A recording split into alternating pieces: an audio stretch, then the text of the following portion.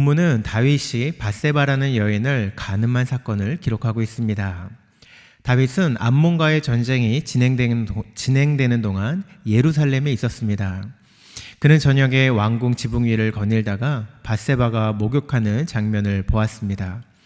다윗이 밧세바를 불러 동침하고 밧세바는 임신을 하게 되죠.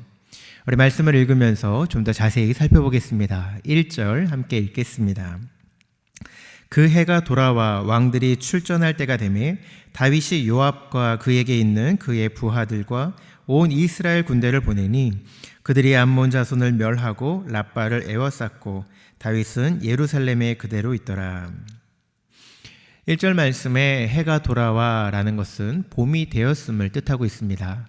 겨울은 춥고 비가 오므로 전쟁하기 어려웠습니다. 그러므로 왕들은 봄이 될 때 쉬었던 전쟁을 다시 시작합니다. 다윗은 요압과 그의 직속 부대와 이스라엘 군대를 암몬의 수도 랍바를 공격하기 위해 보냅니다. 전쟁의 목적은 당연히 암몬을 점령하는 것이었습니다. 암몬의 수도인 랍바는 야복강의 수원지였기 때문입니다. 그래서 물들의 성이라고 불렸습니다. 이곳은 이스라엘에게 있어서 물을 공급하는 아주 중요한 곳이었습니다. 그러니 이곳을 점령하기 위한 전쟁은 이스라엘로서는 지극히 당연한 것이었습니다.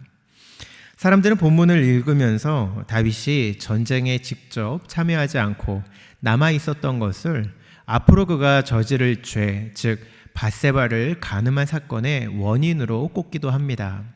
하지만 꼭 그렇게만 볼 수는 없습니다.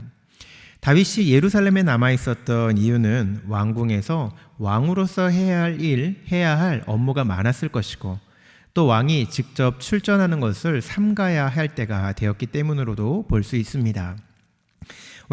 왕정 초기에는 직접 군을 진두지휘하면서 전쟁을 이끌 필요가 있었겠지만 어느 정도 안정이 된 후에는 오히려 왕이 전쟁에 참여하는 것이 이스라엘에게 위협이 될 수도 있었습니다.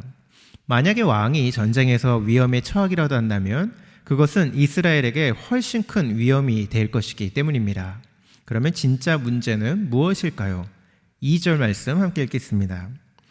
저녁 때에 다윗이 그의 침상에서 일어나 왕궁 옥상에서 거닐다가 그곳에서 보니 한 여인이 목욕을 하는데 심히 아름다워 보이는지라. 왕이 전쟁에 나가지 않은 것이 원인이 아니라면 저녁 때에 그의 침상에서 일어나 왕궁 옥상을 거닐었던 것이 잘못이었을까요? 아닙니다. 이건 역시 다윗이 범죄한 원인이 될 수 없습니다. 다윗은 그전에도 왕궁 옥상을 수없이 거닐었을 것입니다. 그러면 무엇이 문제입니까? 한 여인이 하필 그 시간에 목욕한 것이 문제입니까? 그것도 다른 사람이 보일 수 있는 위치에서 목욕한 것이 문제입니까? 그리고 우연히 그것을 본 것이 문제입니까?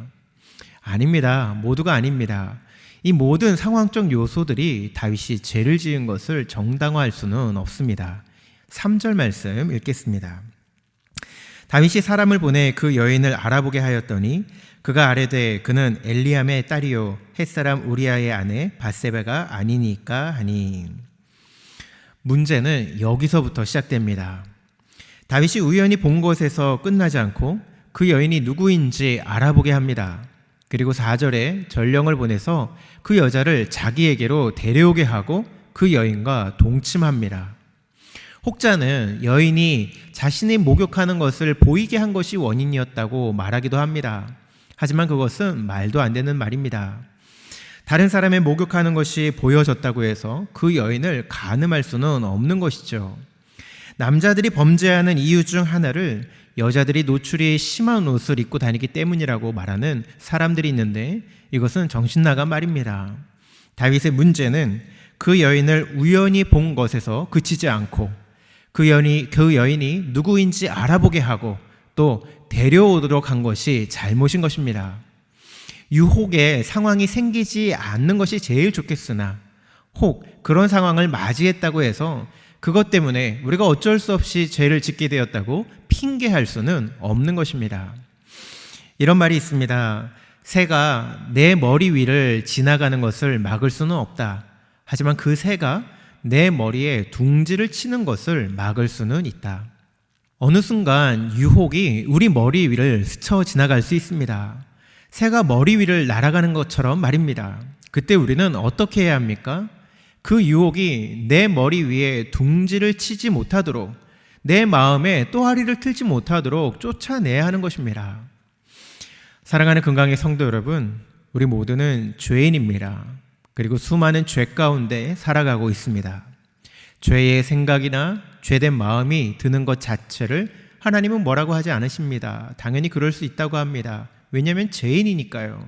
하지만 그렇다고 해서 죄가 나를 지배하도록 해서는 안 되는 것입니다. 창세기 4장 7절에 이렇게 말씀합니다. 죄가 너를 원하나 너는 죄를 다스릴지니라 라고 말씀합니다. 다윗이 한 여인을 보고 정욕이 불타는 것 같은 마음이 들을 때 그는 멈췄어야 했습니다. 그것이 하나님 보시기에 맞지 않다는 것을 인식하고 눈을 돌렸어야 합니다. 오늘 하루도 우리는 여러 가지 유혹 가운데 노출되고 있습니다. 또 그렇게 될 수 있습니다. 그 상황에서 여러분은 어떻게 하시겠습니까? 죄가 우리를 원하고 유혹할 때 지배에 당해서는 안 됩니다. 오히려 올 것이 왔구나 하는 준비된 마음으로 죄를 다스리고 주님의 말씀을 생각하면서 좌로나 우로나 치우치지 않는 그러한 멋진 그리스도인이 되시기를 주님의 이름으로 축원합니다. 함께 말씀을 생각하면서 기도하겠습니다.